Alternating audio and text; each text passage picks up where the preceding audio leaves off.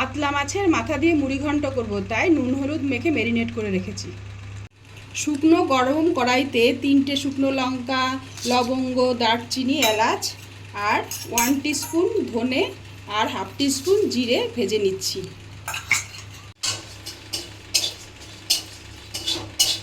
তেল গরম হয়ে গেছে, এবার মাছের মাথাটা ভেজে নিচ্ছি।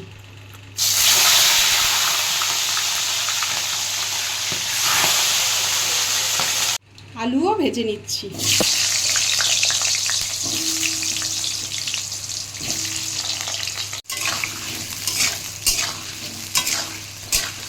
তেল গরম হয়ে গেছে, পেঁয়াজ কুচি দিয়ে দিলাম। পেঁয়াজটা হালকা লাল করে ভেজেছি, এবার রসুন আদা পেস্টটা দিয়ে দিচ্ছি। লঙ্কা কুচি দিয়ে দিলাম, টমেটো কুচি দিয়ে দিলাম। এবার গুঁড়ো মশলা অ্যাড করে দিচ্ছি। কালার হওয়ার জন্য পরিমাণ মতো হলুদ গুঁড়ো দিয়ে দিচ্ছি, 1/2 টিস্পুন ধনের গুঁড়ো আর 1/2 টিস্পুন জিরের গুঁড়ো দিয়ে দিলাম। ছোট 1 টিস্পুন রেড চিলি পাউডার দিয়ে দিলাম।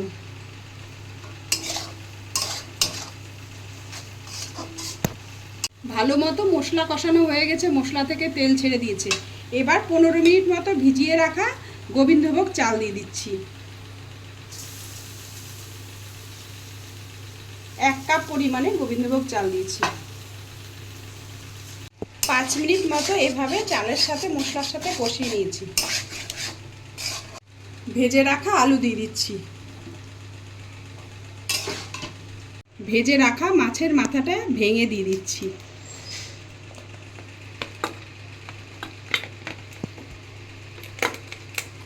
ভেজে রাখা মাছের মাথা দিয়ে দিচ্ছি ভেঙে নিয়ে। এবার মিশিয়ে দিচ্ছি ভালো করে।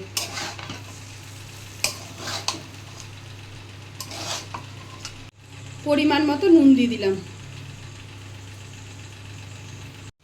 যেই কাপ মেপে চাল দিয়েছিলাম সেই কাপ মেপে 1.5 কাপ জল দিয়ে দিচ্ছি। এবার একটা ঢাকা দিয়ে কিছুক্ষণ রেখে দেব। গুঁড়ো করে রাখা মশলাটা ছিটিয়ে দিচ্ছি। 1/2 টিস্পুন চিনি দিয়ে দিলাম। এবার একটু ঘি আর গরম মশলা দিয়ে নামিয়ে নেব। গরম মশলার গুঁড়ো দিয়ে দিলাম। এবার 5 মিনিট মতো ঢেকে রাখবো।